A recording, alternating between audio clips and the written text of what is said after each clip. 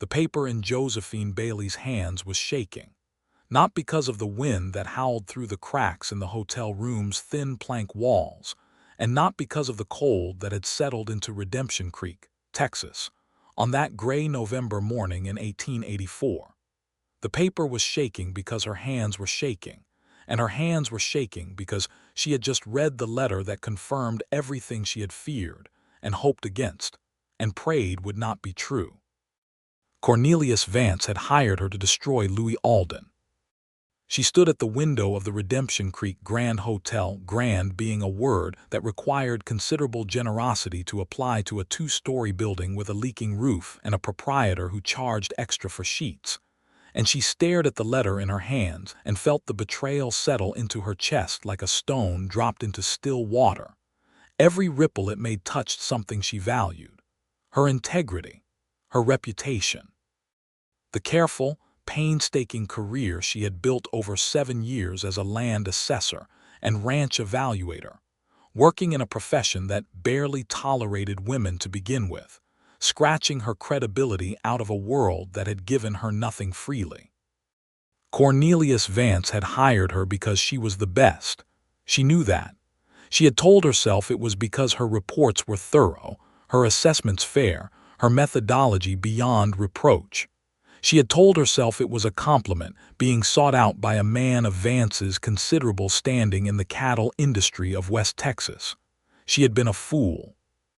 The letter was from her colleague in San Antonio, a man named Gerald Pratt, who had worked alongside her in the assessor's office years ago and still owed her a kindness.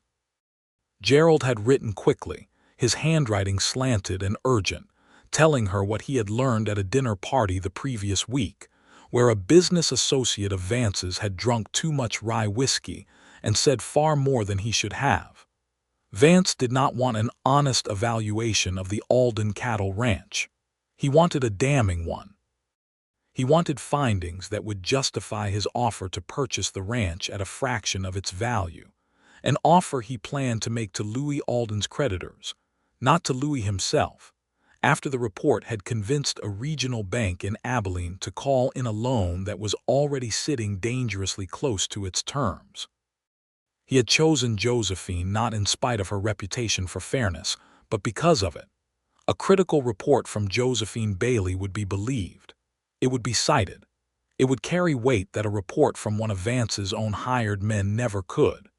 He had used her reputation as a weapon, and he had aimed it at a man she had spent 3 weeks riding alongside, arguing with, respecting. And this was the part she had not fully admitted to herself until this moment, falling in love with. Josephine set the letter down on the desk beside her unfinished assessment report and pressed both palms flat against the wood and breathed. She had arrived in Redemption Creek 3 weeks ago at the behest of Cornelius Vance, who had paid her travel expenses and a handsome retainer, with instructions to conduct a full assessment of the Alden Cattle Ranch, its land quality, its herd value, its infrastructure, its water rights, its outstanding debts, and its overall viability as a going concern. This was standard work. She had done it dozens of times across Texas, New Mexico, and Kansas. She was methodical. She was thorough. She was, by every account, unimpeachable. She had not expected Louis Alden. She had not expected a man who met her at the gate of his ranch with dust on his boots and suspicion in his dark eyes, and who said, very flatly, that he did not see why a woman needed to trample all over his land with a notebook, but that he supposed Vance's money was as good as anyone's and she could begin in the morning. She had not expected him to be present for every single day of her assessment, riding beside her when she surveyed the pasture land, standing over her shoulder when she reviewed his ledgers, asking pointed, intelligent questions about her methodology that forced her to defend her conclusions in real time. She had not expected to enjoy that. She had not expected to find herself looking forward to the arguments, to the moments when he pushed back and she pushed back harder, and he looked at her with something that was not quite anger and not quite admiration, but was somewhere in the charged, crackling space between them. She had not expected to learn, slowly, painstakingly, what Louis Alden had built. The ranch was in trouble. That was true. She had found genuine problems, an overextended line of credit, a water rights dispute with a neighboring property that had not been resolved, a herd that had been decimated by drought and disease 2 summers running. These were real findings, and a fair report would include them. A fair report would also include what she had found on the other side of the ledger, which was considerable. Louis Alden had rebuilt his herd with extraordinary skill. He had diversified into horse breeding at exactly the right moment. He had negotiated an easement arrangement for water access that, while still technically unresolved, showed every sign of being settled in his favor. The land itself was exceptional, well watered by an underground spring that Josephine had identified on the 3rd day of her survey, and which Louis had not even known was there. She had shown him. She had walked him to the low point in the eastern pasture where the ground was darker and the grass was impossibly green even in November. And she had said, with her notebook open and her pencil moving, that there was water below this field, and that a well sunk at the right point would change everything about this property's long-term viability. And Louis Alden had stood beside her in the pale November light and looked at the dark green grass and then looked at her, and the expression on his face had been something she had not seen from him before. Not suspicion, not challenge, something quieter and more dangerous. "You found something I missed on my own land," he had said. "I have fresh eyes," she had said, "and a geological survey kit." He had almost smiled, almost. Now she stood in the hotel room with Gerald Pratt's letter and her unfinished report and the full weight of the trap she had walked into pressing down on her shoulders. She had 3 choices. She could write the report Vance expected, emphasizing the debts, the disputes, the losses, and burying or omitting the underground spring, the recovered herd, the genuine potential of the property. She would get paid. She would keep the contract. She might even get more work from Vance, who was one of the most connected men in the Texas cattle industry. She could walk away. Say nothing, file nothing, return the retainer, and disappear from Redemption Creek before anyone could ask why. Or she could write the truth. The truth would cost her the contract. Vance would not pay the final fee. He would almost certainly blacklist her in the industry. A man with his connections could make it very difficult for her to find work, and she had no family money to fall back on, no husband's income to cushion a lean year. Everything she had was what she had earned, and her ability to keep earning it depended on maintaining relationships with the men who hired her. But the truth would save Louis Alden's ranch. She picked up her pencil. She had grown up in St. Louis, the daughter of a surveyor who had taught her to read land the way some men read scripture, with reverence and precision, and a willingness to follow the evidence wherever it led, even when it was inconvenient. Her father had died when she was 19, and she had taken over his small assessor's practice because there was no one else, and she had built it into something he would have been proud of. She had done it by being better than the men around her and by never, not once, filing a report she did not believe. She was not about to start now.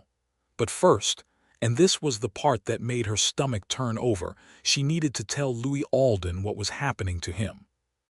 Josephine pulled on her coat, tucked Gerald's letter into her inside pocket, picked up her saddlebag, and walked out of the Redemption Creek Grand Hotel into the cold November morning. The Alden Cattle Ranch sat 6 miles south of town, along a wagon road that followed the creek bed before climbing a low ridge and dropping into a wide, sheltered valley. Josephine had ridden that road every day for 3 weeks. She knew where the road washed out after rain, and where a shortcut through the scrub cedar cut 20 minutes off the trip, and where a particular red-tailed hawk kept a nest in a dead cottonwood that she had begun to look for every morning the way some people looked for landmarks. She rode at a pace that was faster than was strictly safe for the uneven ground, because she felt that speed was appropriate to the urgency of what she was carrying. Louis was in the near pasture when she arrived, working alongside his foreman, a stocky Mexican man named Eduardo Rivas who had been with the ranch for 11 years, and who had initially been the most openly skeptical of Josephine's presence, but had gradually, over 3 weeks, shifted into a kind of cautious acceptance that she suspected was the closest Eduardo Rivas got to enthusiasm about anything. Louis saw her coming and handed Eduardo the fence post he was holding and walked toward her. He moved the way he always moved, with a deliberate, unhurried quality that she had initially read as arrogance and had later understood was something closer to the particular economy of a man who had been working hard physical labor since he was a boy and had learned to conserve energy the way a desert creature conserves water. He was 32 years old. She was 28. These were facts she had noted, with the same precision she brought to everything, because she was a person who recorded facts. The fact that he was 4 years older than her was not remarkable. The fact that she had spent an increasing portion of her professional survey time noticing the set of his jaw and the way he pushed his hat back when he was thinking hard about something was less professionally defensible. "You look like something's wrong," he said when she reined in her horse. "Something is wrong," Josephine said. "I need to talk to you, privately." He looked at her for a moment with those dark, measuring eyes, and then he glanced back at Eduardo and said something quiet. And Eduardo nodded and went back to the fence post, and Louis walked her around to the far side of the barn, where the wind was blocked and the morning light came in at a low, golden angle. "Tell me," he said. She told him everything. She took Gerald's letter from her inside pocket and handed it to him, and she watched him read it, and she watched his face, which was controlled but not entirely. She had spent 3 weeks learning to read the small, telling movements of Louis Alden's face, the way the muscle in his jaw tightened when he was angry, the way his eyes went very still when he was thinking something through. He read the letter twice. Then he folded it carefully and handed it back to her. "He hired you to bury me," he said. "Yes, and you're telling me instead." "Yes. Why?" It was the question she had expected, and the one she had not fully prepared an answer for, because the true answer had several layers, and not all of them were things she was ready to say to Louis Alden while standing behind his barn in the cold morning light with her heart doing something entirely unprofessional in her chest. "Because it's wrong," she said, "and because my report was never going to say what he wanted it to say. I found things on this property that would contradict any attempt to portray it as a failing operation. I was going to write an honest report regardless, but you needed to know the context." He was looking at her steadily. "The underground spring," he said.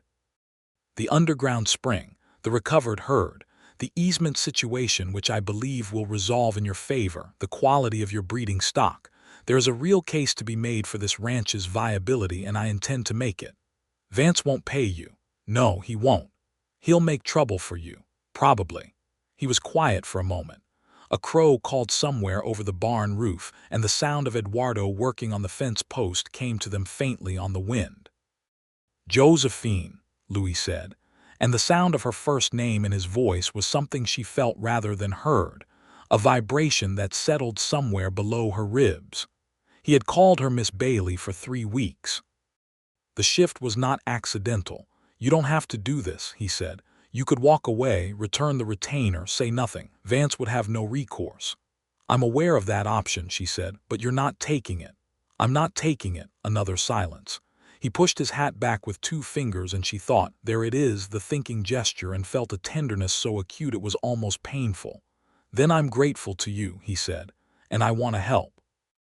Whatever you need to make that report bulletproof, ledgers, witnesses, anything, you name it.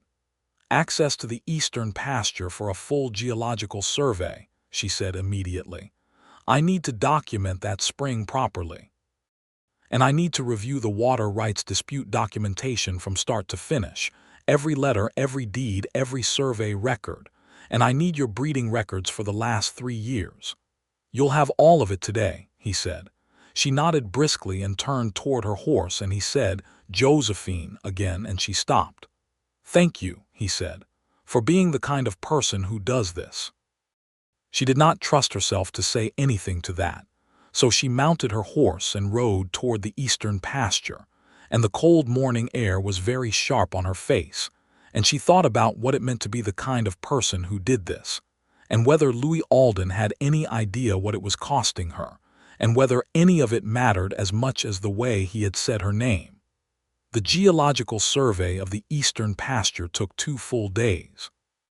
Josephine worked with the systematic thoroughness that was her professional signature, driving marking stakes into the ground at 20-foot intervals, taking soil samples, measuring the moisture content at different depths, sketching the topography in her field notebook with the precise, clean lines her father had taught her. She used a hand level and a measuring rod to establish grade lines, and on the afternoon of the second day, she found the precise point where the underground water source was closest to the surface. It was in the southeast corner of the pasture, where a slight natural depression in the ground had collected a thin skim of mud even though there had been no rain for 2 weeks. She drove a metal rod into the ground and felt the resistance change at 11 feet, shifting from hard caliche to something softer and wetter, and she pulled the rod up and the tip was dark with moisture. Louis was with her. He had been with her for both days, not hovering but present, doing his own work nearby, checking on the cattle that grazed in the adjoining pasture, repairing a section of fence, but always within sight, and she had found herself unconsciously aware of his location, the way you become aware of a fire when you are cold, peripherally and gratefully. When she pulled up the rod and showed him the dark tip, he crouched down beside her and looked at it and then looked up at her, and his face was open in a way she had not seen it before, something unguarded and genuine. "That's real," he said. "That's real," she confirmed. 11 feet. You could have a producing well here within a week with the right equipment. It would change your water situation entirely and make the rights dispute largely moot. You would have your own source independent of the creek. He was quiet for a long moment, looking at the dark tip of the rod, and then he sat back on his heels and looked at the wide pale sky above the eastern pasture. And Josephine watched him and thought about what this land meant to him. This land he had inherited from a father who had broken it open with his own hands and fought off drought and disease and the grinding indifference of the Texas economy to build something worth inheriting. "My father would have found this eventually," Louis said quietly to the sky. "Your father didn't have a geological survey kit," Josephine said. He looked at her then and he smiled, and it was the first real, full smile she had seen from him, and it was devastating. It broke across his face like weather changing, sudden and warm and completely transforming, and Josephine thought, "There it is. There is the thing I was not going to let myself feel, and felt it anyway." "No," he said. He did not. He stood up and brushed the dust from his knees. "Come to the house for dinner," he said. "Eduardo's wife makes tamales on Thursdays, and I'd like you to meet her properly. She's been asking about you." Josephine had taken most of her meals at the hotel or at the small lunch counter in town, maintaining the professional distance that she had felt was appropriate and necessary. She hesitated now, and Louis must have seen the hesitation because he said, simply, "Please." "All right," she said. "Let me finish the measurements."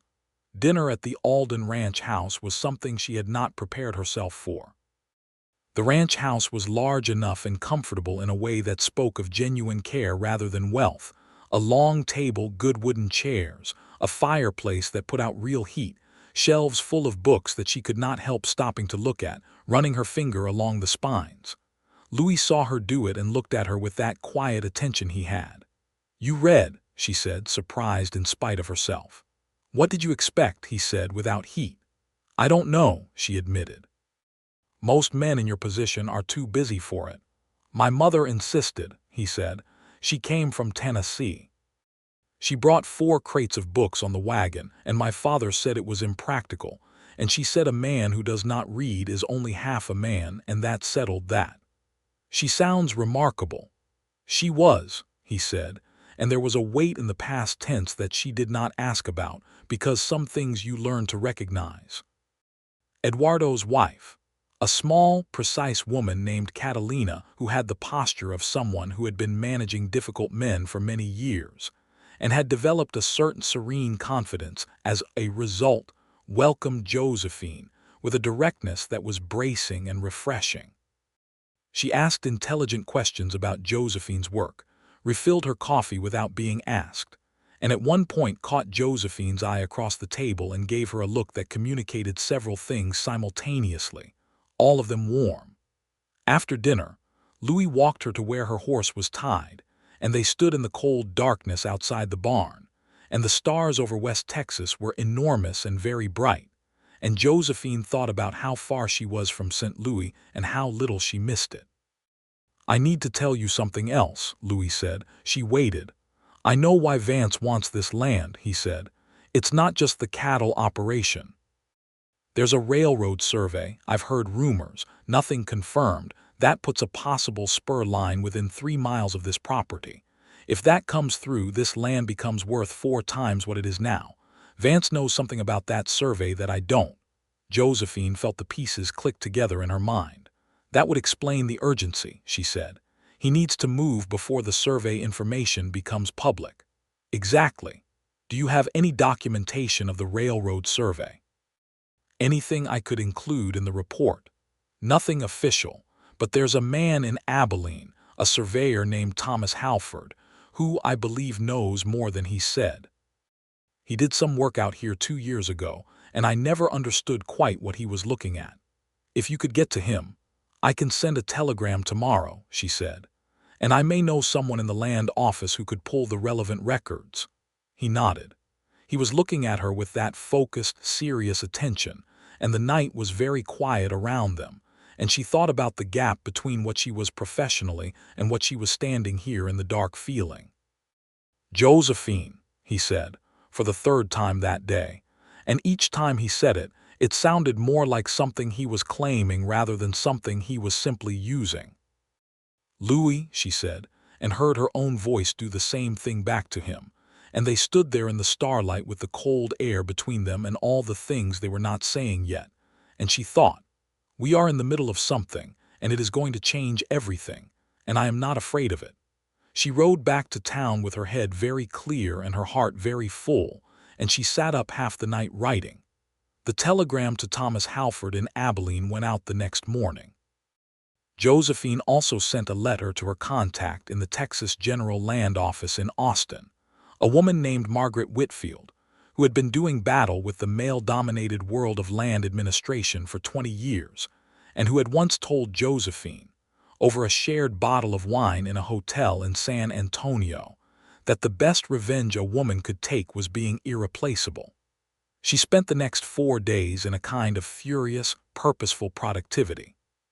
She reviewed every document Louis gave her, the breeding records, which were meticulous and impressive, the ledger books, which told a story of a man who had genuinely turned a corner after 2 very bad years, the correspondence related to the water rights dispute, which she read 3 times before she understood the key point that Louis's attorney had apparently missed, which was that a deed from 1871 gave the Alden property riparian rights that superseded the neighboring claim entirely.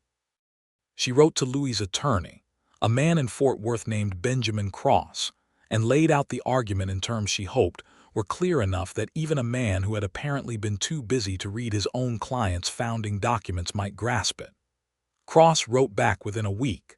The postal service between Redemption Creek and Fort Worth was, by frontier standards, impressively prompt, and said that he believed she was correct and that he would file the relevant motion immediately.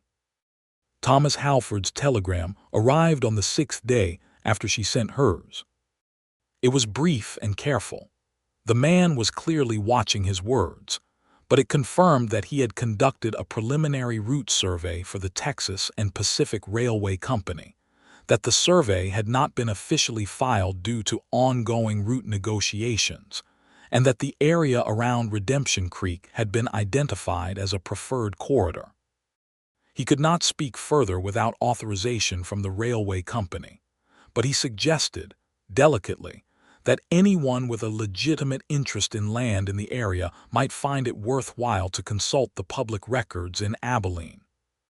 Josephine sent her contact Margaret Whitfield in Austin a follow-up letter the same day, asking specifically about any railway company filings related to Cottle and Stonewall counties, where Redemption Creek sat. While she waited, she continued writing the report. It was the most comprehensive assessment she had ever produced, 63 pages by the time she finished, with appendices covering the geological survey, the breeding records analysis, the water rights documentation, and a carefully worded section on the property's future potential that included, without naming the railway survey specifically, a discussion of the general trend of rail expansion in West Texas and its likely effect on land values in the region. The report did not hide the ranch's genuine difficulties. That had never been her way. The debt was there, documented clearly. The losses from the 2 bad years were there. The ongoing water rights dispute was there, though she also documented the legal argument for resolution in the ranch's favor. The report was honest because that was the only way she knew how to write one. But honest, it turned out, was a document that made a very strong case for the Alden Cattle Ranch. Cornelius Vance found out what she was doing before she finished. She was not surprised exactly. Redemption Creek was a small town, and she had been a visible presence in it for nearly 4 weeks, and the number of documents she had been requesting and the number of telegrams she had been sending were the kind of things that got noticed. Someone she never learned who had said something to someone who said something to one of Vance's men in Abilene, and 2 days before she finished the report, she received a visit. She was working at the desk in her hotel room when the knock came. She opened the door to find a man she did not know, well dressed in a way that read as money rather than taste, with cold blue eyes and the particular expression of a man who was accustomed to delivering messages that frightened people. He said his name was Hargrove, and that he was there on behalf of Mr. Cornelius Vance, with a friendly reminder of the terms of her contract and the importance of professional obligations. Josephine listened to him with great patience until he finished, and then she said, "Tell Mr. Vance that I am aware of the terms of my contract, and that the report I file will meet every professional standard to which I am held, and that I suggest he direct any further communications to me through the mail."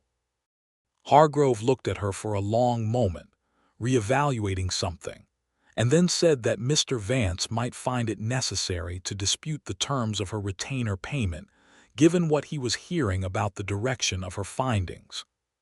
"He may dispute it," Josephine said pleasantly, "and I will see him in court, and I will bring the letter from Gerald Pratt and the testimony of everyone I have spoken with in the course of this assessment, and we will have a very interesting time of it." Hargrove left. Josephine stood at the closed door for a moment, her heart going rather quickly, and then she sat back down and picked up her pencil and wrote the next paragraph of the report.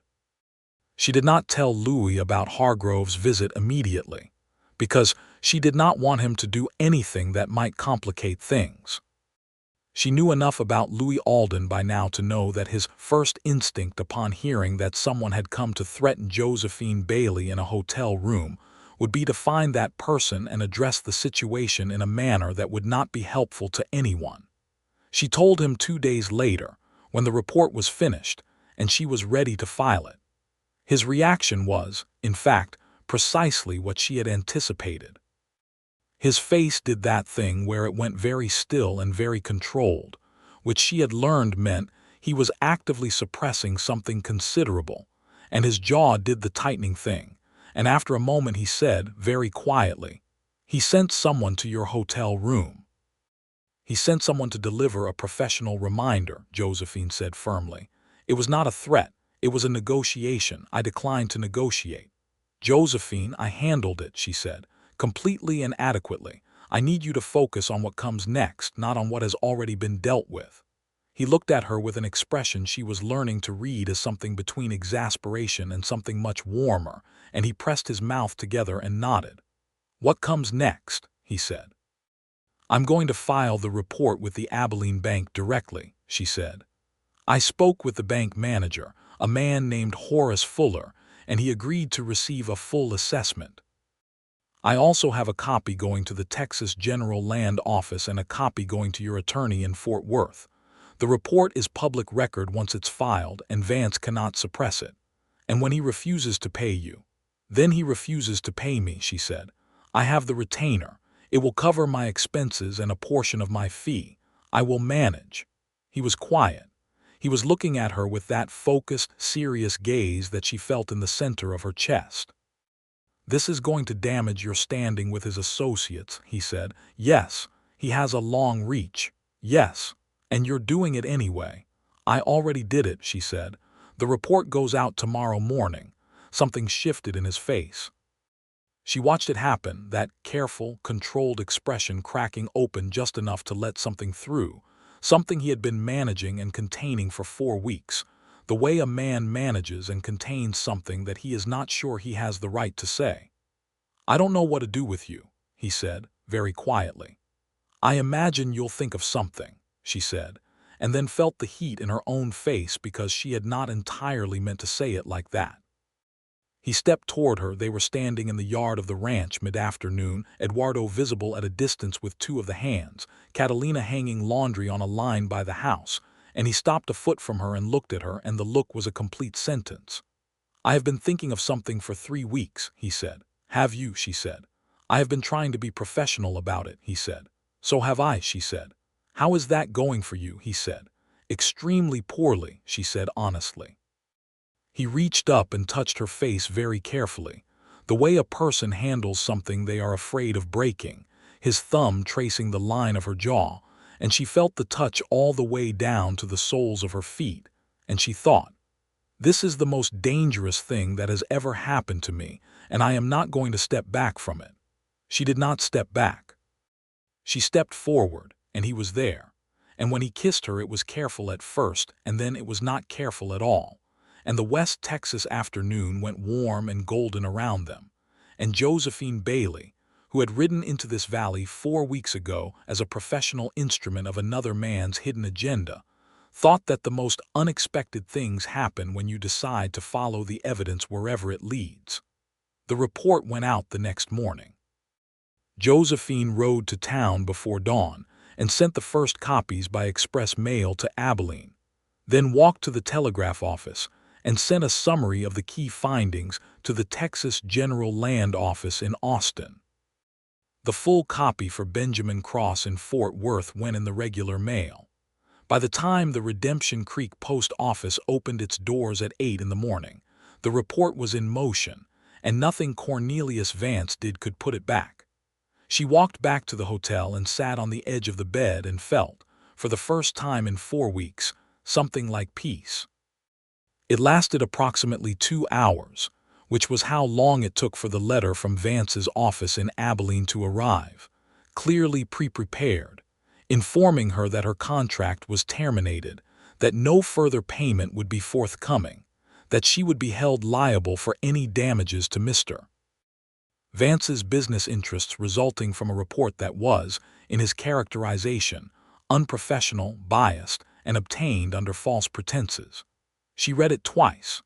Then she folded it and put it in her bag next to Gerald Pratt's letter, and she thought about the word biased and felt a cold, particular anger at the way that word had been deployed, because in Cornelius Vance's usage it clearly meant only one thing. The report had not served his purpose. She wrote a careful response, citing her methodology, her credentials, the specific data underlying each of her conclusions, and noting that she welcomed any professional review of her findings. She sent it that afternoon. Then she went back to the ranch and told Louis what had happened. He listened without interrupting. When she finished, he said, "You're going to need clients." "I'm aware," she said dryly. "I know men," he said, "ranchers in this county and the next who have been wanting proper assessments done and haven't had anyone they trusted to do them. Men who would be very interested to hear about an assessor who found an underground spring nobody else had noticed, and who wrote a 63-page report rather than a 10-page summary designed to tell someone what they wanted to hear." She looked at him. "You're offering to send me referrals." "I'm offering to introduce you to people who need honest work done," he said. What they do with that introduction is up to them, and up to you. She thought about that. She thought about the practical calculus of it, the loss of Vance's network weighed against the gain of Louis', and whether they were comparable. They were not in terms of raw commercial scale. Vance dealt with investors and banks and large cattle operations. Louis' contacts were working ranchers, smaller operations, the kind of clients who paid decent fees but not spectacular ones.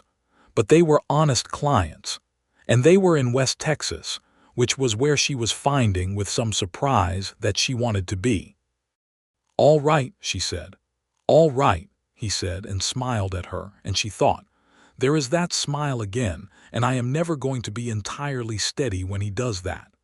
The response from Horace Fuller at the Abilene Bank came 8 days later, and it was everything she had hoped. Fuller wrote that the report was the most thorough assessment he had received on a Texas cattle property in his 15 years in banking, that the findings regarding the water rights dispute had been forwarded to the bank's own legal counsel for review, and that based on the report's conclusions, the bank was not inclined to alter the terms of the Alden loan and would in fact be open to a conversation about favorable refinancing, given the property's documented long-term potential.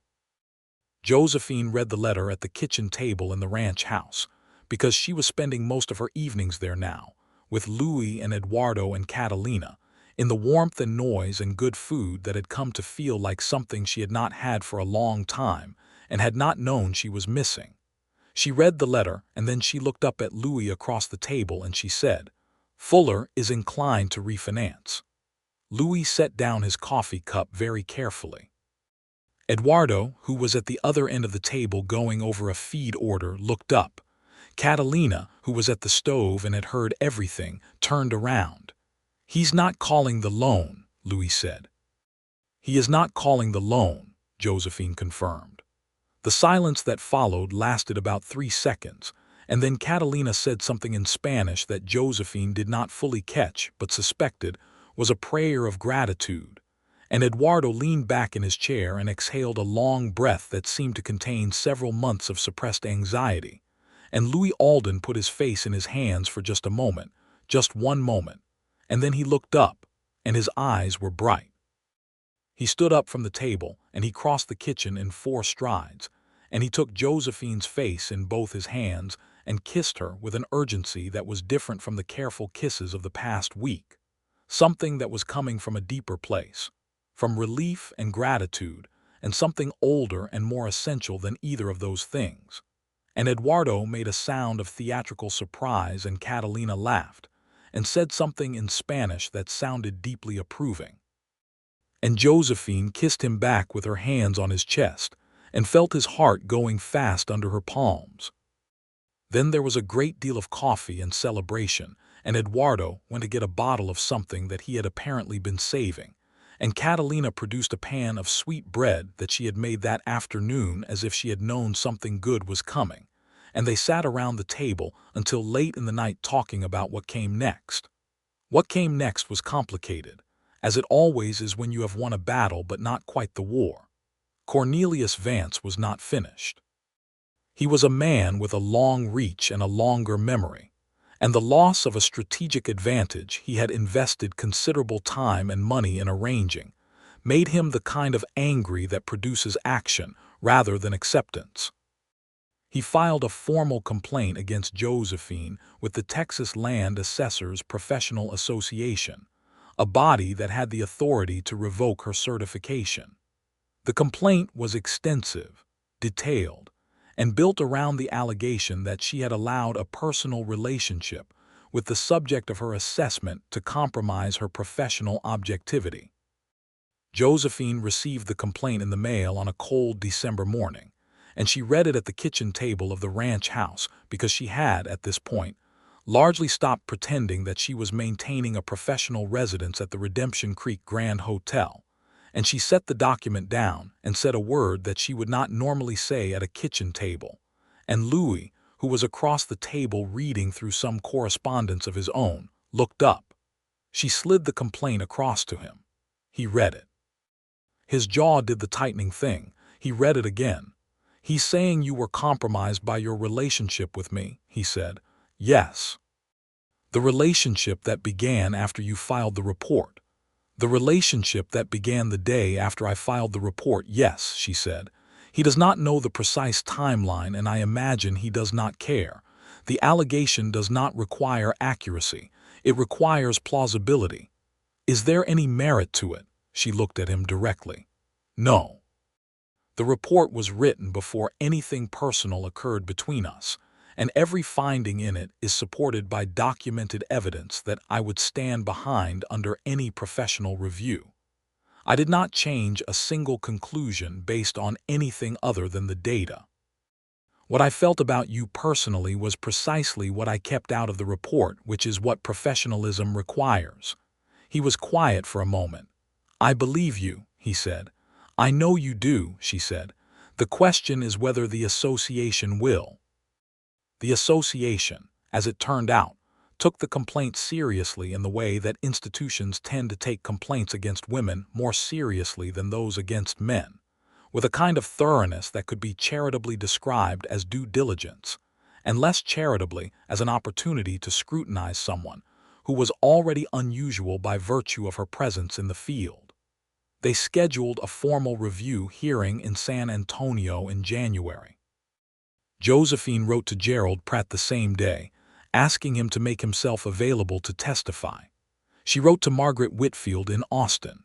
She wrote to Horace Fuller in Abilene, who had, by this point, become something of an unexpected ally and who wrote back promptly to say he would be glad to speak to the quality of the report in the strongest possible terms. She also wrote to Thomas Halford, the surveyor in Abilene who had confirmed the railway survey.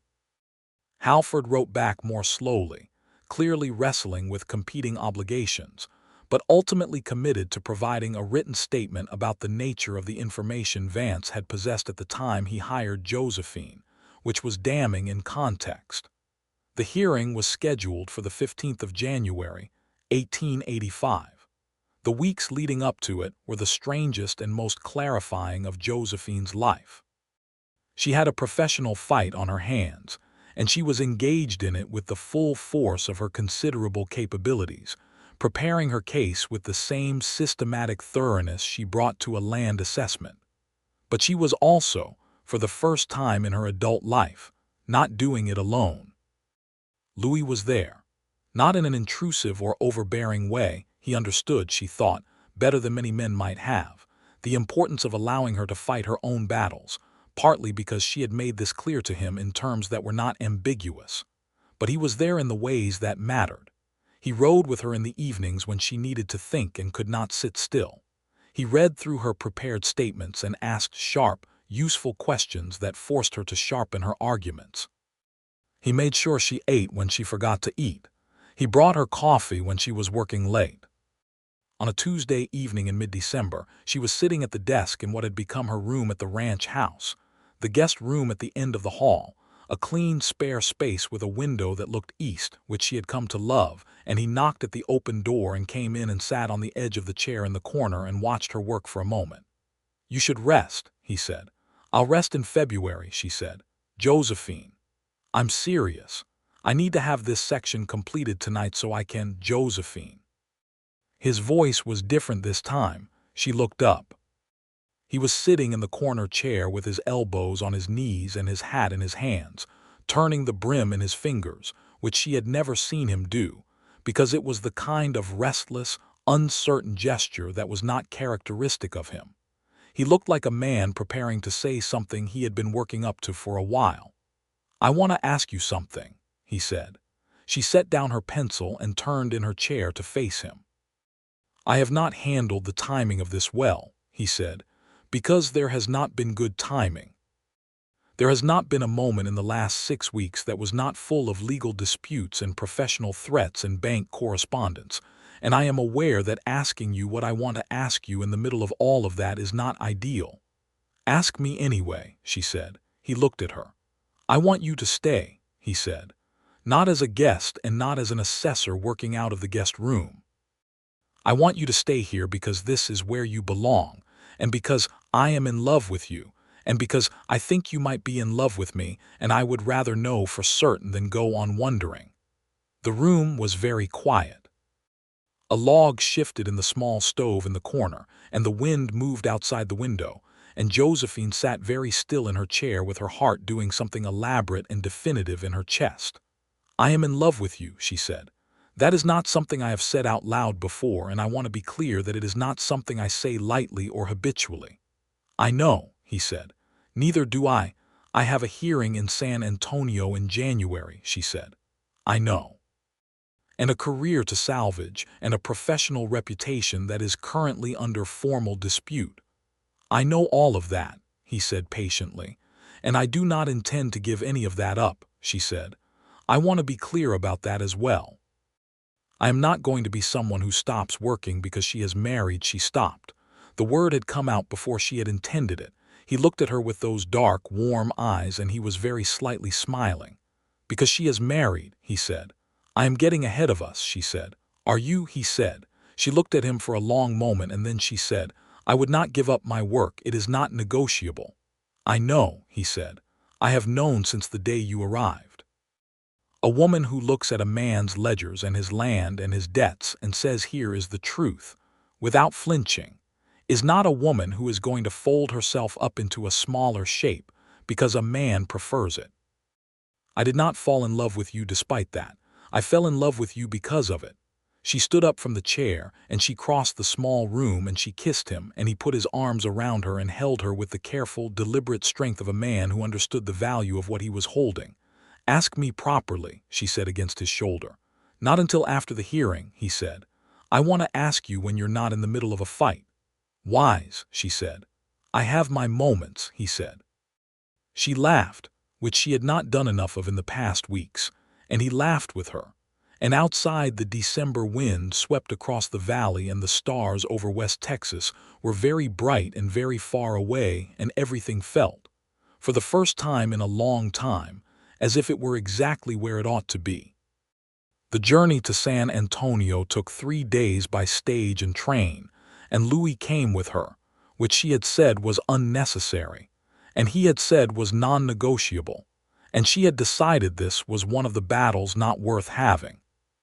San Antonio in January was gray and cold, and considerably more urban than Josephine had become accustomed to after 2 months in West Texas, and she found herself noticing the crowds and the noise with a kind of mild surprise, as if she had been gone much longer than she had.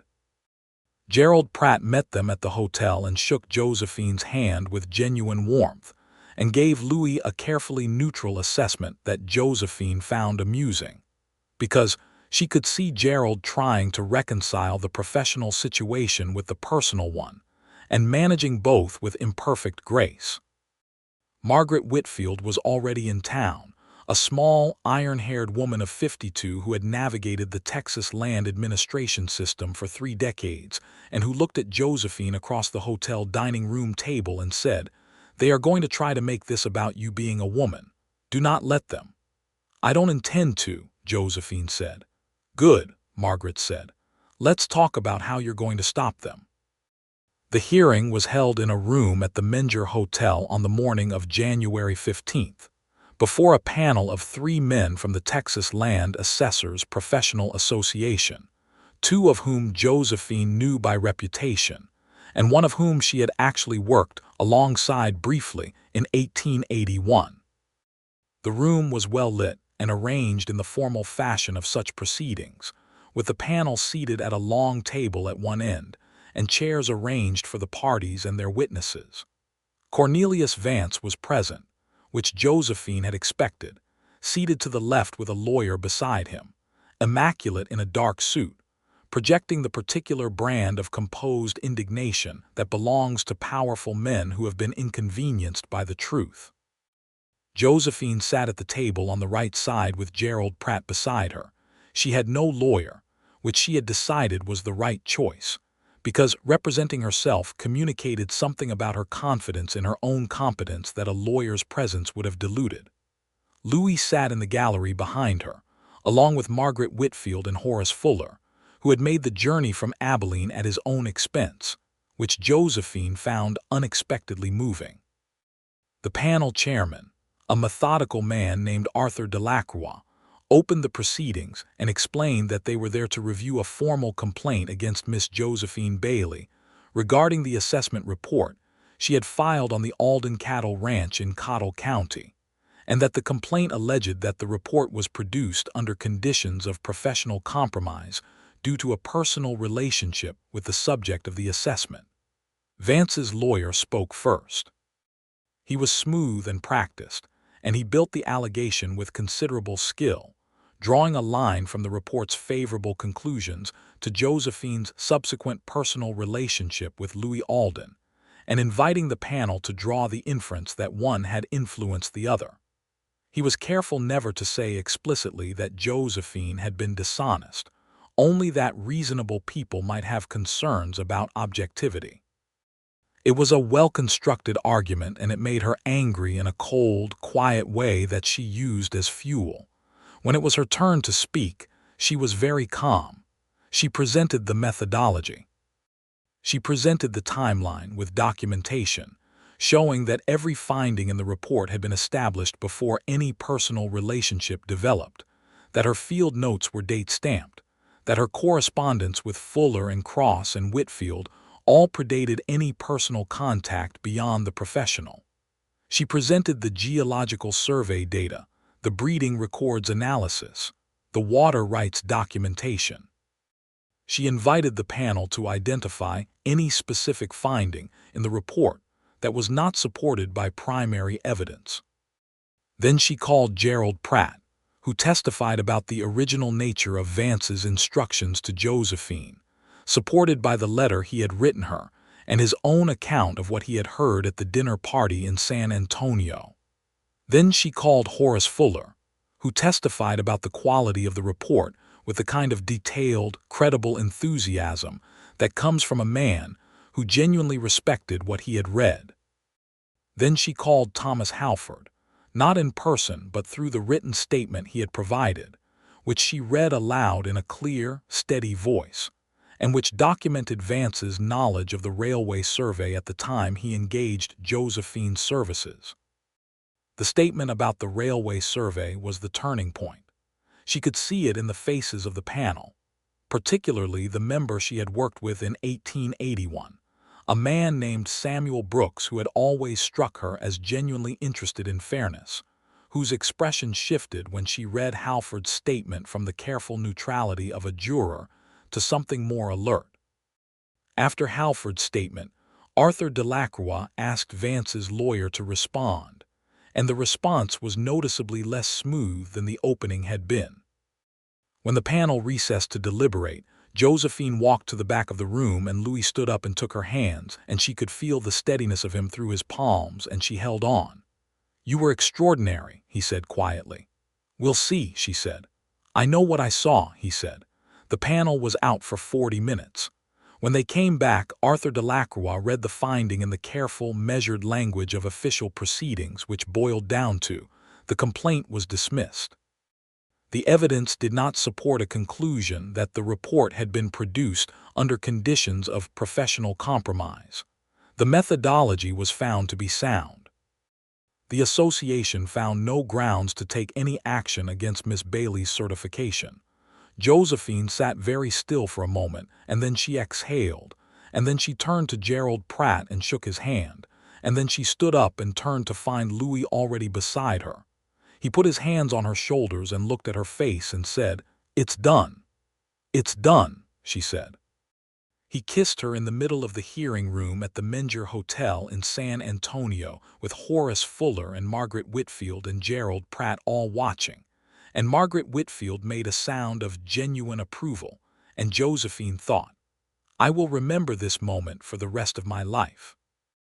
Vance left the room without speaking to anyone, his lawyer 2 steps behind him, and Josephine watched him go and felt no particular satisfaction beyond the clean, simple satisfaction of having told the truth and been believed.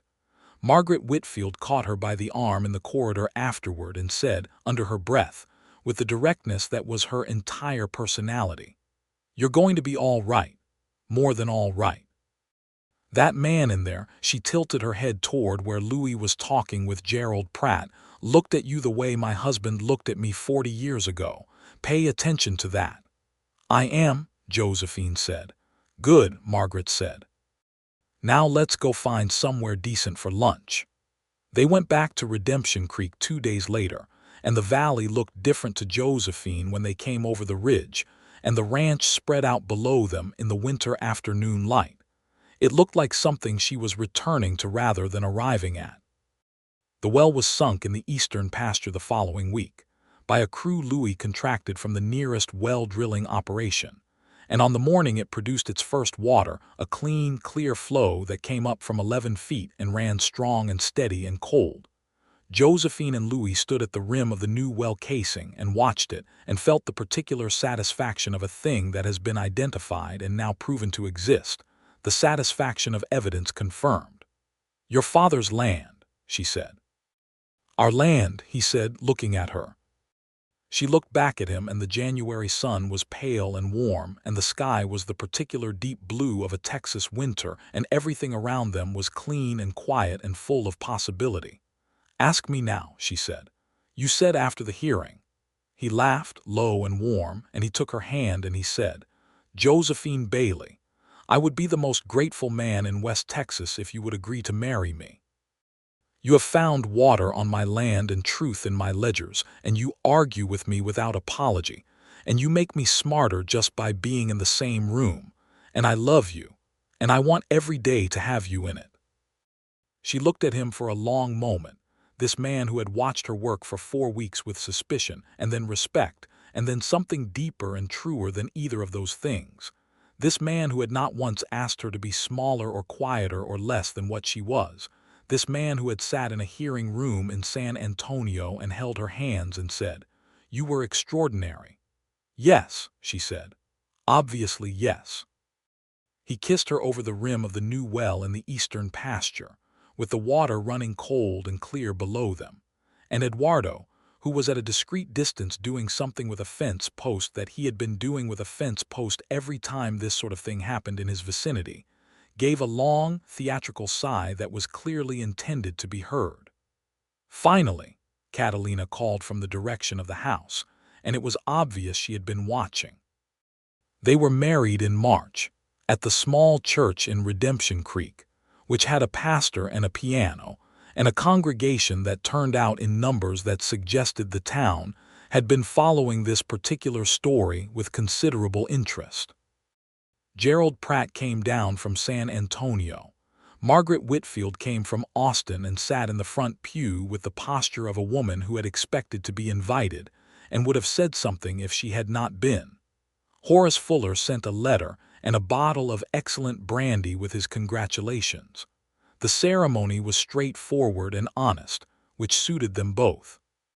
The pastor read from a passage about 2 people who come together and find their strength doubled, and Josephine thought about how precisely that described what had happened, this unexpected doubling of strength, this finding that 2 people who were both self-sufficient and competent and independent were somehow more of all 3 things together than they had been apart.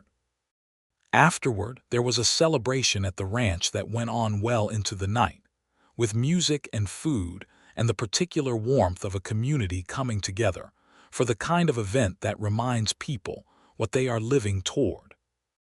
Eduardo danced with Catalina with a grace that surprised everyone who had only ever seen him hauling fence posts. Louis danced with Josephine, and she was not a graceful dancer and had never pretended to be, and he was not much better, and they laughed through most of it and did not care. The railway survey became public in April, just as Thomas Halford's careful telegram had implied it would. The Texas and Pacific Railway Company announced the preferred route of a branch line through Cottle County, with a planned depot 3 miles south of Redemption Creek. Land values in the area moved in exactly the direction that the announcement predicted, and the Alden Ranch, sitting on its exceptional valley land with its producing well and its documented water rights and its recovered and thriving herd, was suddenly worth considerably more than even Josephine's thorough report had conservatively projected. Cornelius Vance, who had not been able to acquire the property at any price because Louis would not sell it, watched this from Abilene and was reported by mutual acquaintances to be in a mood that could charitably be described as dark. Josephine Bailey Alden's practice, meanwhile, did exactly what Louis had predicted. His introductions to ranchers in Cottle and Stonewall counties produced a steady stream of clients who wanted thorough, honest assessments, and who were willing to pay for the kind of careful, documented work that Josephine produced.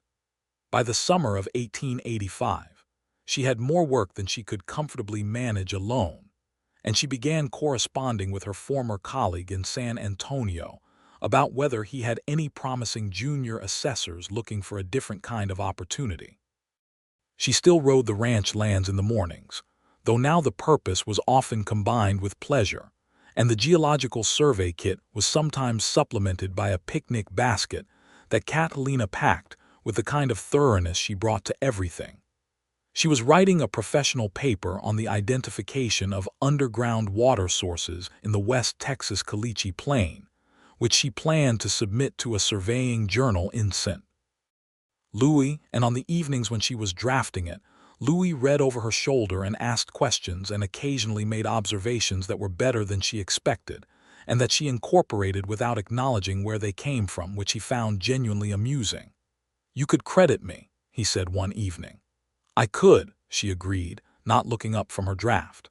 L. Alden, rancher, for the observation that Caliche fracture patterns correlate with subsurface water movement. How would that read? "Impressively," he said. "Insufferably," she said, and he laughed, and she reached up without looking and found his hand where it rested on the back of her chair and held it. In August, she told him she was expecting their first child, and his face did the thing that she had come to think of as the Louis Alden face in its purest form, that careful, controlled expression completely failing to contain something enormous and genuine and bright, cracking open like a window being thrown wide. He did not say anything for a full 10 seconds. She counted. Then he said, "When?" "February, I think. I need to find a doctor who is more current than the one in Redemption Creek." "We'll go to Abilene," he said, "or San Antonio, wherever you want." "Abilene is fine," she said. "I like Dr. Fuller's wife. She recommended someone." He stood up from his chair at the kitchen table, and he pulled her up from hers, and he held her carefully, in the way he had held her the first time, as if aware of the value of what he was holding. And she pressed her face against his shoulder and felt his arms around her and thought about her father, who had taught her to read land with precision and care, and her mother, who had died when she was 12, and who she carried in the back of her mind as a kind of quiet presence. And she thought, "I am going to be all right, and I am going to teach this person everything I know." The winter was cold and quiet and full. Josephine continued working through it because she was constitutionally incapable of not working, and because her clients were accommodating, and her work was largely sedentary in the winter months, more document review and report writing than field work. She organized her geological survey notes into a format suitable for submission and sent the paper to the St. Louis Journal in November. The journal wrote back in December to say they would publish it in the spring issue. She showed the letter to Louis over breakfast, and he read it and looked up at her with that smile, the devastating one, and said, "The woman who found my spring is going to be published." "The woman who found your spring was already the best assessor in West Texas," she said primly. "Being published is simply documentation."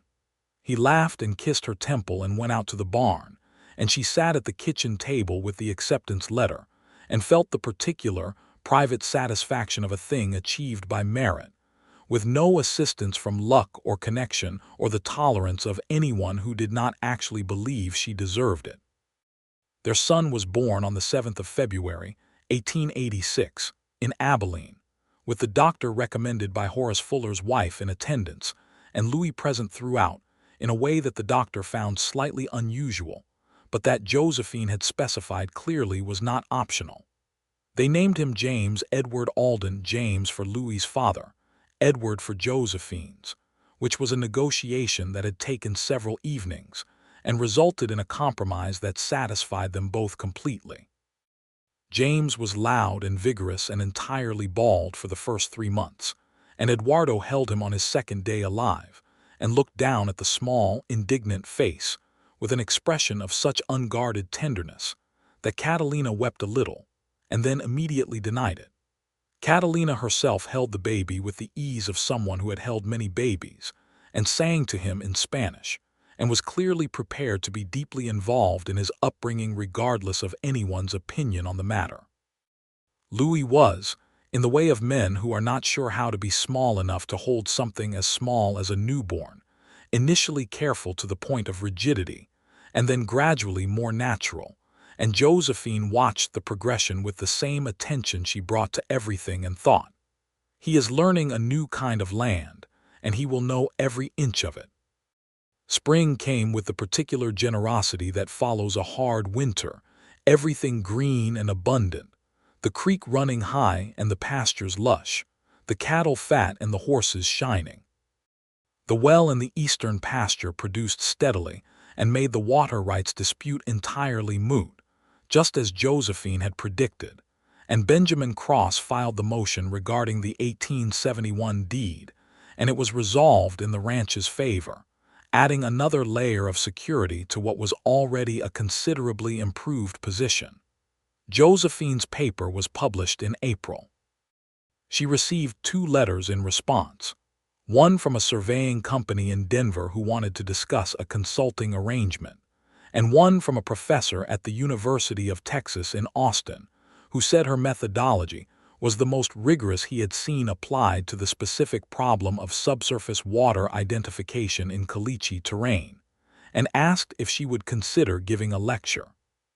She wrote back to the professor and accepted the invitation for the fall, and wrote back to the Denver company and said she was happy to discuss consulting arrangements with the understanding that she was based in Cottle County, Texas, and was not available for extended travel.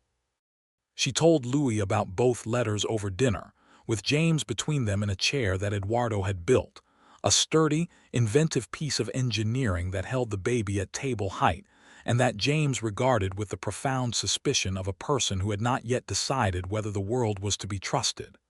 "Denver," Louis said. "Consulting only," she said. "By correspondence and possibly 1 visit per year if warranted." He nodded. He was not the kind of man who expressed concerns indirectly, and the direct version of any concern he might have had about Denver or Austin or any of the other directions her work was beginning to pull had, over the past year, been addressed in conversations that were occasionally heated and always honest, and that consistently arrived at the same conclusion: that a woman who was worth marrying was worth respecting in the fullness of what she was, and that Louis Alden had known from the beginning what he was choosing. "You should go," he said. "The lecture. Take James. He should learn early what his mother does."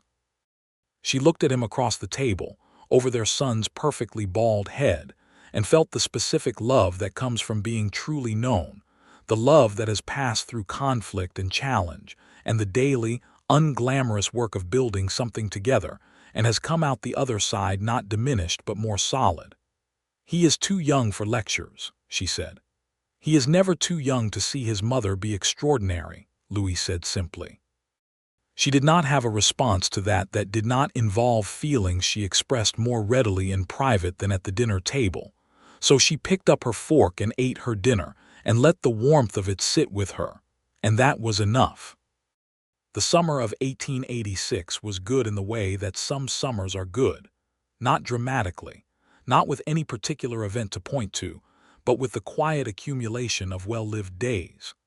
James grew with the rapid, startling speed of babies, adding expressions and sounds, and eventually, a determined, purposeful crawl that Eduardo said reminded him of a small foreman inspecting the grounds.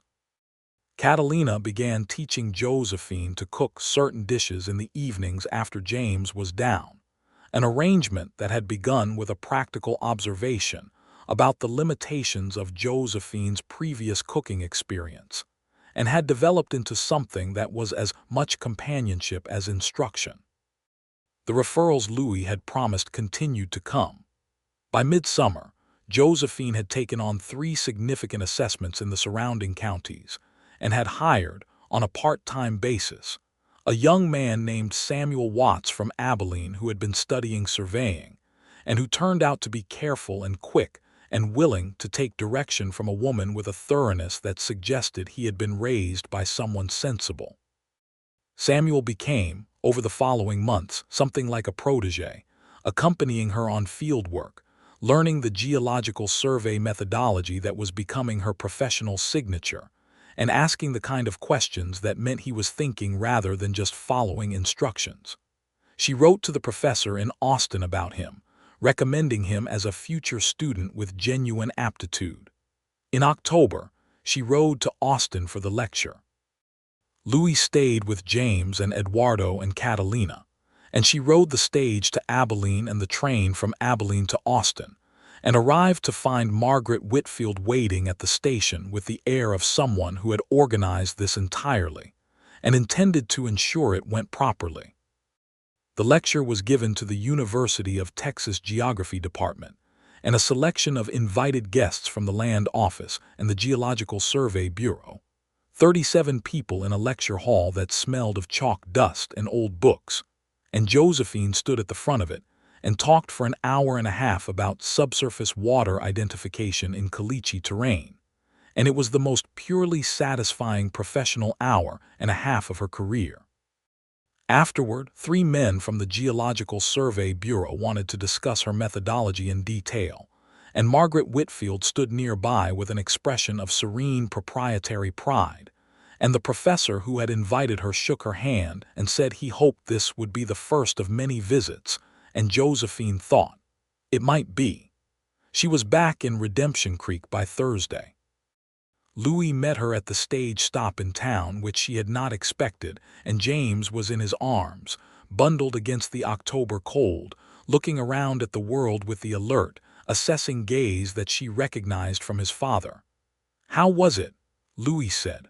"Remarkable," she said honestly. "I want to tell you everything about it." "Good," he said. "Tell me over dinner. Catalina made something involving chili peppers that I have been informed is a celebration. She knew it went well. She said she didn't need to know. She said she just knew." Josephine laughed and took James from his arms, and James grabbed a strand of her hair with the focused determination that was his current favorite pastime, and the 3 of them walked through the October evening toward the buckboard, and the stars over Redemption Creek were beginning to come out, one at a time, the way they always did, dependable and immense. The legal resolution of the railway situation came in November, when the Texas and Pacific formally announced the route and the location of the Redemption Creek Depot, and the Alden Ranch's land value moved to a number that made Josephine, who had documented the property's potential at a time when that potential had been actively obscured and suppressed, feel a particular satisfaction that she kept quietly to herself, but that Louis, who could read her the way she read land, recognized immediately. "This is the part where you don't say 'I told you so,'" he said. "I never say 'I told you so,'" she said with absolute composure. "You think it very loudly," he said. "I do," she agreed. It is an excellent thought. Cornelius Vance made one final attempt at relevance in December, writing to the Texas Land Assessors Professional Association a supplementary complaint that was dismissed within a week. Josephine received a brief, formal letter from Arthur Delacroix informing her of this, and she read it once and put it in the file folder that contained Vance-related correspondence, and then put the file folder at the very back of the bottom drawer of her desk. She did not think about Cornelius Vance much after that. He was a man who had made a choice to use another person's integrity as a tool for his own advantage, and to be surprised and angry when that integrity turned out to be a real thing rather than a managed performance. And the consequences of that choice were his to manage. She had her work, and her family, and her name, which was Josephine Bailey Alden, and which meant something good. The following spring, she found she was expecting again, which she told Louis on a Sunday morning in April, while they were sitting on the porch watching James attempt to chase a chicken, with the focused dedication of a person who had identified a clear professional goal.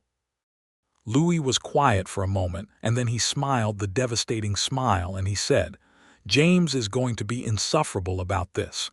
He's already very territorial about Catalina's kitchen." "He is 4 months old," Josephine said. "He is advanced," Louis said. Their daughter was born in November of 1887 in the ranch house, with the Abilene doctor and Catalina both present, and she arrived in the world with considerable volume and a dark cap of hair and Josephine's precise, assessing gaze, and Louis held her and looked at her and said, very quietly, "She's going to be trouble." "Absolutely," Josephine agreed with deep satisfaction. They named her Margaret Elena Alden Margaret for the woman in Austin who had told Josephine to pay attention to what mattered, and Elena for Catalina's mother, which made Catalina weep unambiguously, and Eduardo go outside to attend to a fence post. James, who was 11 months old by this point and had recently achieved mobility, regarded his sister with the cautious assessment of a foreman evaluating a new hire, and then, apparently satisfied, patted her head with both hands and said something that was not quite a word but had the authority of a verdict. Life on the Alden Ranch in the years that followed was not without difficulty. There were dry summers and hard winters, a sickness in the herd in 1888 that Josephine documented with the same methodical care she brought to everything, and which Eduardo's management contained before it spread. A dispute with a neighboring property that was resolved through mediation rather than litigation because Josephine had learned that resolution was almost always preferable to winning. Louis's horse breeding operation grew into something that attracted buyers from San Antonio and Dallas, and once from a large operation in New Mexico. And Josephine's consulting practice expanded in the quiet, steady way of something built on referrals from people who had been genuinely served. Samuel Watts completed his studies in Austin and came back to Cottle County, and eventually took over most of the field work that Josephine preferred to delegate as her practice moved toward more specialized consulting, and she trained him with the same rigorous patience her father had trained her, and watched him become someone she was genuinely proud of. The geological paper continued to be cited. She wrote 2 more, one on the application of topographical surveying methods to water rights disputes, and one that drew directly on the Alden Ranch experience, though it named no names, to argue that underground water sources were systematically undervalued in standard land assessments because assessors lacked the geological training to identify them. This last paper circulated widely enough to prompt a change in standard assessment methodology that the Texas Land Assessors Professional Association eventually formalized, which Josephine found quietly, immensely satisfying. Margaret Whitfield came to visit in the summer of 1889, which was the first time she had been to the ranch, and she sat on the porch with Josephine in the evening and watched the valley go gold in the sunset light, and the children playing in the yard. James, now 3, with his father's dark eyes and his mother's focused attention, following Eduardo around the barn with the single-minded purpose of a boy who has identified where the interesting things happen. Margaret Elena, 18 months, planted in the yard with the solidity of someone who has decided this location is adequate, and she said, after a long, companionable silence, "This is very good." "Yes," Josephine said. "I was not entirely certain you would manage the personal side of it as well as the professional," Margaret said, with the directness that was her whole character. "Many excellent professional women do not." "I had good material to work with," Josephine said. "You had an exceptional man," Margaret said, watching Louis, who was at the far end of the yard helping James investigate something small and presumably alive in the grass. "Those are rarer than the excellent women in my experience because at least the excellent women have the sense to seek each other out," Josephine laughed. "That is an argument." "It is a fact," Margaret said. "Keep him." "I intend to," Josephine said. Cornelius Vance sold his cattle operation in 1890 and moved to Houston, and was heard of thereafter only as a name occasionally attached to some venture or other in the financial pages of the Abilene newspaper, which Josephine read with professional attention and personal disinterest. He was not relevant to her life, and she was not relevant to his, and this was the most satisfying outcome she could have designed for the situation if she had been designing it, which she had not. She had simply done her job, and this had been the consequence. The anniversary of her arrival in Redemption Creek fell on a cold November morning, and Louis marked it by taking her back to the eastern pasture, to the well that was still producing clean and steady from its 11-foot depth, and standing beside it in the pale November light in the same spot where they had stood 2 years ago, and he had looked at the dark tip of the survey rod with an expression she had not yet fully understood. She understood it now. She had understood it for a long time, actually, had filed it and documented it, and cross-referenced it against everything else she knew about Louis Alden, and arrived at the conclusion that what she had seen in his face that day was the expression of a man who has been given proof that the ground beneath him is more solid than he feared, and who is not quite sure yet what to do with that knowledge but suspects it will change everything. 2 years, he said. 2 years and 3 weeks, she said. My initial survey arrival date was November 3rd. Of course you remember the exact date, he said. Of course, she said. I document everything.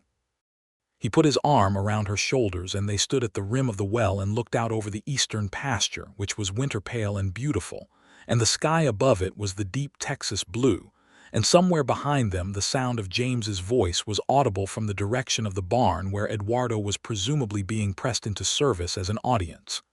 Do you know what I think about, Louis said, when I think about that day, the day you showed me this? Tell me, she said. I think about how close I came to treating you the way Vance expected me to treat you, he said. Suspicious, uncooperative. Waiting for you to file whatever report you were going to file and then finding grounds to dispute it. I almost did that. But you didn't, she said. I didn't, he said. Because you were there doing the actual work and you were, he paused and she waited, because she had learned that Louis Alden said the important things carefully. You were so clearly not interested in anything except finding out what was true, and I had not met many people like that. I did not know how to be suspicious of someone who was only interested in the truth. The truth is a very good thing to be interested in, she said. It saved this ranch, he said. Your truth, your report. Your ranch was worth saving, she said. That was already true before I got here. I just documented it. He turned to look at her, and his face was the face she knew best in the world now, the controlled, careful face with its dark eyes and its weathered lines, and the smile underneath it that she could find even when it was not showing, that she could feel coming before it arrived. You did more than document it, he said. You, and here he stopped again, and she could see him choosing the words with the care he brought to everything important. You told me what I had, when I was close to not believing in it anymore. That was not just documentation. That was something else. She looked at him for a long moment. This man she had ridden into an unexpected future with, this man who had been wary and challenging and open and honest, and who had loved her without ever asking her to be less. And she thought about the letter in her inside pocket all those weeks ago, and the choice she had made at the desk in the hotel room, and the pencil she had picked up. She had picked up the pencil because she was the kind of person who told the truth. She had not known, when she did it, that the truth would bring her here, to this valley, this well, this man, these children, this life that fit her so exactly it was as if it had been designed with her specific dimensions in mind. She supposed that was what happened when you followed the evidence wherever it led. Come back inside, she said. Catalina is making something wonderful, and James is going to take Eduardo's entire afternoon if we don't intervene. 1 more minute, he said. He kissed her at the rim of the well in the eastern pasture, as he had kissed her the first time, careful and then not careful at all, and the West Texas wind was cold and the sky was enormous and the grass was winter pale and completely alive underneath, and the water ran deep and clear and steady below the ground they were standing on, and everything was exactly as documented, exactly as true. In the years that followed, the Alden Ranch grew in the measured, purposeful way of something tended with care, 300 acres, added through a legitimate purchase of the neighboring property, when old Harlan Graves retired to live with his daughter in Dallas. The horse breeding operation expanding into a reputation that reached buyers as far north as Colorado. The cattle herd managed with the combination of Eduardo's practical genius and Louis's careful financial planning and Josephine's periodic, unsentimental assessment of which directions made sense and which did not. James grew into a boy who was everywhere at once, with his father's physical ease and his mother's need to understand the reason behind everything, asking questions of anyone who would stand still long enough to be questioned, trailing after Josephine in the field with a junior notebook she gave him for his 4th birthday, and in which he documented, with 4-year-old seriousness, whatever he found to be worth documenting. Margaret Alina grew into a girl who was entirely her own person, with opinions she expressed without apology and a tolerance for Eduardo's forge that exceeded anyone's expectation, spending hours watching him work and eventually being taught, at her own insistent request, the basics of a craft that had few female practitioners, and that she approached with the calm certainty of someone who had never been told it was not for her. Catalina, watching this, said to Josephine one afternoon, "She gets that from you." "The certainty," Josephine said. "The refusal to be told what she is allowed to do," Catalina said. "It is a good thing." "It will make her life complicated," Josephine said. "All the best lives are complicated," Catalina said, and gave her a look that was its own complete argument. The 3rd child, a boy they named Robert James, Robert for Louis's grandfather and James, because the elder James had been so delighted by the prospect of sharing his name that they had not had the heart to deny him, arrived in the summer of 1890. A healthy, tranquil baby who regarded the chaos of the household he had been born into with the philosophical acceptance of someone who had signed up for exactly this and had no complaints. Louis said when he held Robert for the first time and felt the particular weight of a new person in his arms, "Three, Josephine agreed. "Are we done?" he said, looking at her over Robert's head. "Ask me again when he's sleeping through the night," she said. He laughed, and Robert, startled, opened his eyes wide, and James, who was 4 and very clear on the protocol of new babies at this point, having been through it once already, came and stood on his toes to look and said that Robert's hair was a strange color. "It's your color," Josephine told him. "It was your color too for a while." James considered this. "I grew out of it," he said, with some dignity, and went back to whatever project he had been pursuing. And Josephine and Louis looked at each other over the head of their new son, and felt the particular, accumulated love of people who have built something together from very difficult and unexpected materials. Margaret Whitfield came for a last visit in the fall of 1891, older now and moving more slowly, but with the iron exactness of her character entirely intact. She sat on the porch and watched the family and drank Catalina's coffee and was very quiet for much of the afternoon, and when she left, she embraced Josephine briefly and said, with the directness that had never softened, "You got it right." Josephine, who was not generally a person who wept in public, felt her eyes go bright.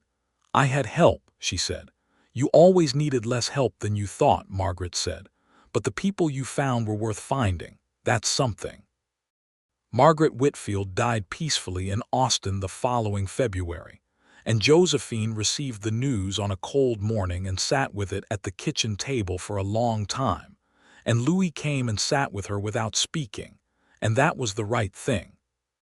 She wrote an obituary for Margaret that was published in 3 Texas newspapers, and in it she said that Margaret Whitfield had been the kind of woman who understood that the most important contribution a person could make to the people around them was the absolute insistence on their right to exist fully, and that she had made that contribution without modesty or hesitation for 50 years, and that the land office and the profession and all the women who had ever worked in any proximity to her were better for it.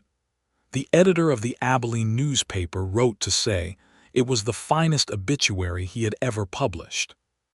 On a November morning in 1892, 8 years to the week after Josephine had first ridden the stage into Redemption Creek with a geological survey kit, and a contract she had not yet understood was a trap, she stood at the window of her study in the ranch house, the room that had been the guest room and was now entirely hers, lined with bookshelves and survey maps and the framed published copies of 3 professional papers, and looked out at the eastern pasture in the pale November light. She was 36 years old. She was the most respected land assessor in West Texas, and increasingly the most respected in Texas generally, which was a fact documented by her professional correspondence and her publication record, and the invitation she had received the previous month to serve on the advisory board of the Texas Land Assessors Professional Association, the same body that had once reviewed a complaint against her and dismissed it, and which now wanted her expertise and her name on its letterhead. She had written back accepting the invitation, with the specification that board meetings would need to be scheduled on dates that did not conflict with fieldwork, because fieldwork remained non-negotiable. Behind her in the house, she could hear the sounds of the morning Catalina's voice and James's voice in a colloquy that suggested James was attempting to negotiate something, and Catalina was declining to be negotiated with. Margaret Alina's purposeful footsteps on the stairs, going down to the barn because the forge called her every morning before breakfast. Robert's quiet, even temperament producing the contented small sounds of a 2-year-old who has found something interesting and is examining it without any need for witnesses.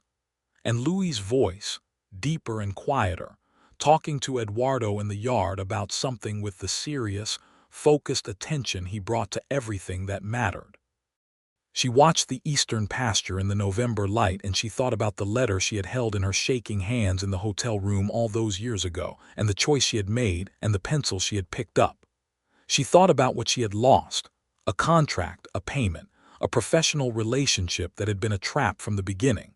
She thought about what she had found: water underground where no one had thought to look, truth in ledgers that had been meant to mislead, a man who was worth finding, a life that fit. The November light was pale and golden, the way it always was in West Texas in the fall, and the eastern pasture grass was winter pale and alive underneath, and the well produced clean and steady at 11 feet, and the sky was the deep, particular blue that she had come to love the way you love the things you did not know you were looking for. She picked up her pencil. She had a report to write.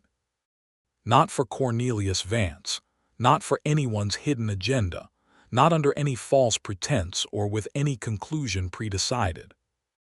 A report for a rancher 2 counties over who needed to know what his land was worth, which was, she had spent 3 days surveying and had a very good sense of this, considerably more than he had been told.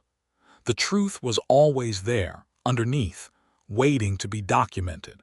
She put the pencil to the paper and began.